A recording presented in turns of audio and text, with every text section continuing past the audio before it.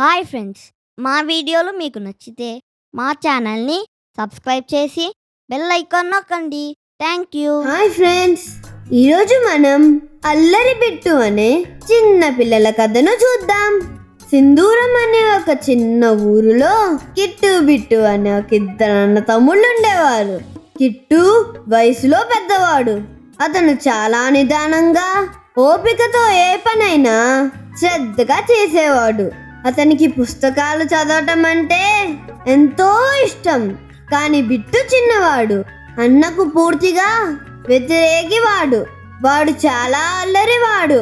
ఏదైనా సరే ఎక్కువసేపు ఓపిక చేసే అలవాటు అస్సలే లేదు. మహా అల్లరివాడు. అది కాకుండా వాడికి కోపం కట్టెలు తెంచుకొని వచ్చేది. ఎంత కోపం అంటే బిట్టుకొచ్చే కోపానికి బుర్ర ఎంత వేడెక్కేదంటే వాళ్ళమ్మ వంటకు వాడే గిన్నెల కన్నా బిట్టు బుర్ర ఎక్కువ వేడిగా ఉండేది.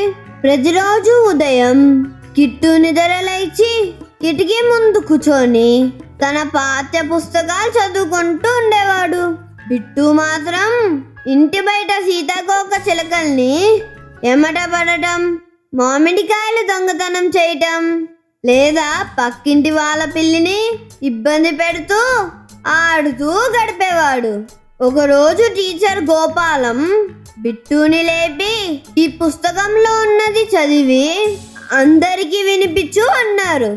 కానీ బిట్టుకి చదవటం కాదు, పుస్తకంలో ఉన్న అక్షరాలు చూడటం కూడా ఇష్టం ఉండేది కాదు. వెంటనే బిట్టు ఒక విచిత్రమైన మొహం పెట్టి, మాస్టరు, పుస్తకాన్ని చూస్తేనే నాకు నిద్ర వస్తుంది. ఈ పుస్తకాన్ని పట్టుకునే కన్నా నాకు చెట్లు ఎక్కటం అంటే మహా ఇష్టమండి అన్నాడు.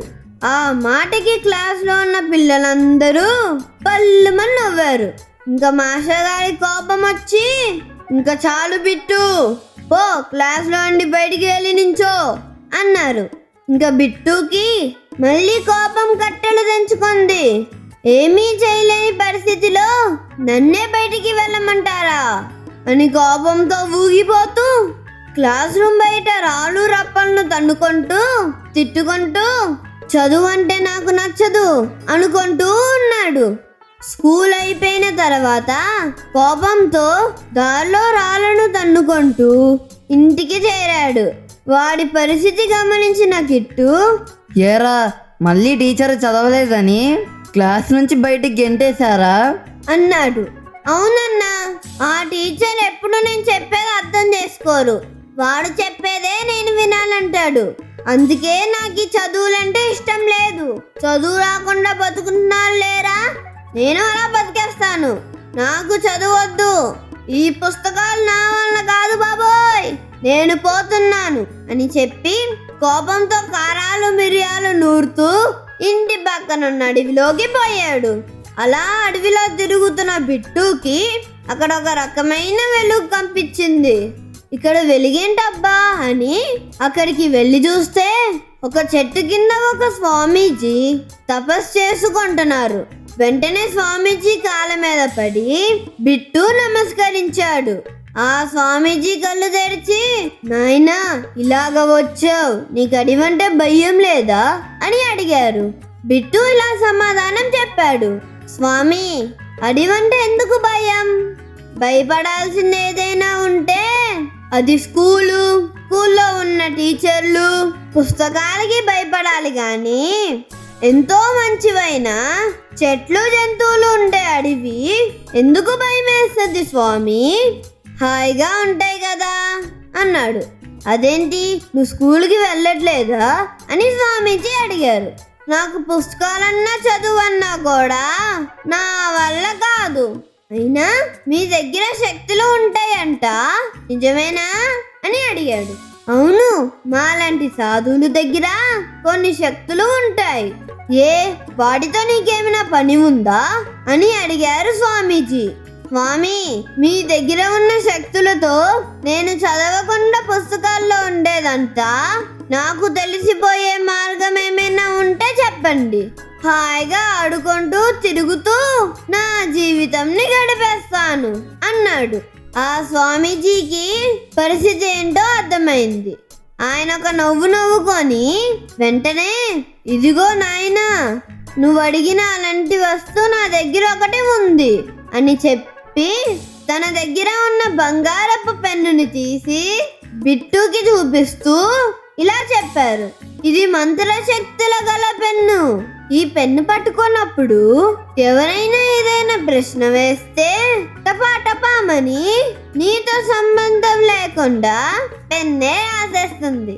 కానీ ఇందులో ఒక సమస్య ఉంది. ఇది రాయటం మొదలు పెట్టాక పూర్తయ్యే వరకు మాత్రం అది రాయటం ఆపదు. ఎంత పెద్ద సమాధానమైనా సరే రాసాకే ఆగుతుంది. ఇది మాత్రం నువ్వు చూసుకోవాలి. కావాలా ఈ పెన్ను అని అడిగారు. నా జీవితంలో సుఖం అంటే ఏంటో తెలుస్తుంది. ఇచ్చేయండి స్వామి ఆ పెన్నుని. ఆ టీచర్కి నేనేంటో చూపిస్తాను.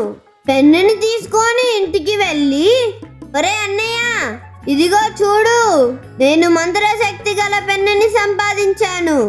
ఇప్పుడు నువ్వు ఏ ప్రశ్న అడిగినా నేను సమాధానం రాసేస్తాను. అడుగు, నీ ఇష్టం వచ్చింది అడిగి చూసుకో అన్నాడు బిట్టు. అవునారా? అయితే 5 × 6 ఎంతో చెప్పు అన్నాడు కిట్టు. బిట్టు వెంటనే పెన్ను పుస్తకం మీద పెట్టగానే పెన్ను సమాధానం రాసేసింది. ఎప్పుడు లేనిది నువ్వు తీసిగా ఎక్కాలు చెప్పగలుగుతున్నావు అని చాలా ప్రశ్నలు వేశాడు కిట్టు. అన్నిటికీ టకా టకా టకా పెన్ను సమాధానం రాస్తూనే ఉంది. అద్భుతంగా ఉందిరా నీ పెన్ను. ఇది నీ చేతిలో ఉంటే నీకు తిరిగే లేదు.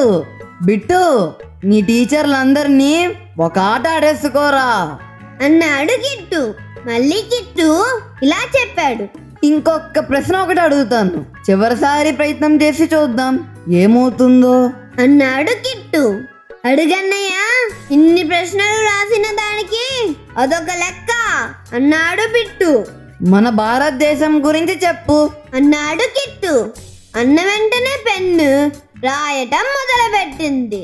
భారతదేశం గురించి అన్ని విషయాల్ని ఆపకుండా రాయటం మొదలుపెట్టింది. భారతదేశంలో ఉన్న కొండలు, నదులు, ఉత్సవాలు, భాషలు, రాష్ట్రాలు అన్నీ రాయటం మొదలుపెట్టింది. ఆపడానికి ప్రయత్నించిన ఆపకుండా జోరుగా రాస్తూ ఉంటే బిట్టుకి నీరసం వచ్చి, ఆపవే బాబు, ఎంత రాస్తావే, చెయ్యి నొప్పి పడుతుంది అని ఆ పెన్నుని వదిలించుకుందామంటే చేతిలో నుంచి వదలదు, రాయటం ఆపదు.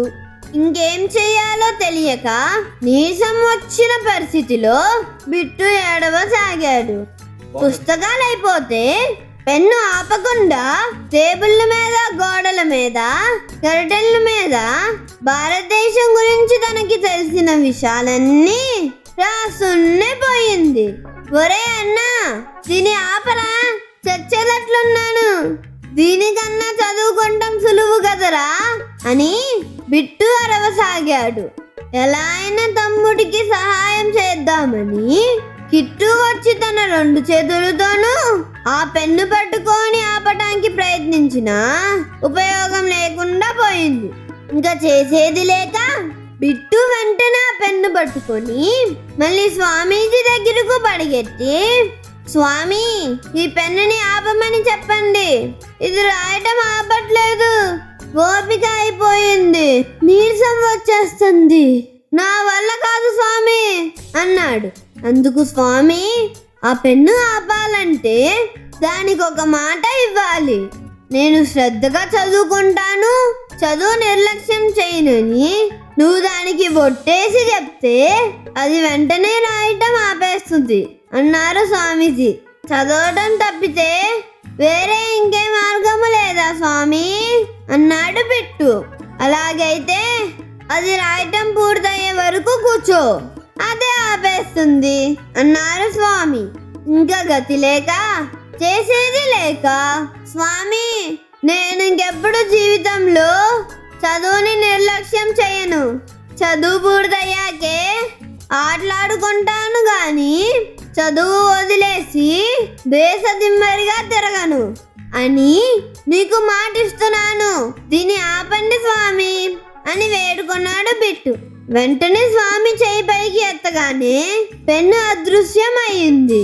మాట ఇచ్చాడు గనక బిట్టు జీవితంలో పూర్తిగా మారిపోయాడు. అతను చదువు మీద శ్రద్ధ పెట్టడం మొదలు పెట్టాడు.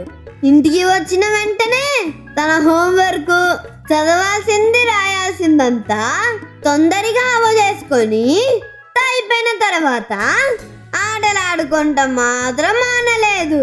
తులో వచ్చిన ఈ మార్పుని చూసి క్లాస్లోని ఫ్రెండ్స్, టీచర్లు, ప్రిన్సిపాల్లు ఎంతగానో ఆనందించారు.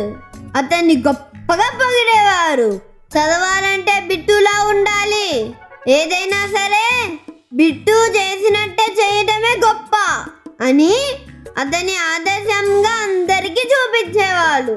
అల్లరి చిల్లరిగా తిరిగే బిట్టు చదువు అవసరమని, చదవడంని అశ్రద్ధ చేయకూడదని తెలుసుకొని చదువు అయిపోయిన తర్వాత ఆటలు ఆడుకుంటూ మొదలు పెట్టాడు. జీవితంలో అన్నీ సాధించాడు. ఈ కథ జీవితంలో విజయం సాధించడానికి అడ్డదారులు లేవని, శ్రద్ధ, కష్టపడటం, మన మీద మనకు నమ్మకం ఉండటమే ఏదైనా సాధించడానికి అవసరమని చెప్తుంది. ఇక్కడితో ఈ కథ అయిపోయింది ఫ్రెండ్స్. మళ్ళీ వచ్చే కథతో కలుద్దాం. Bye friends.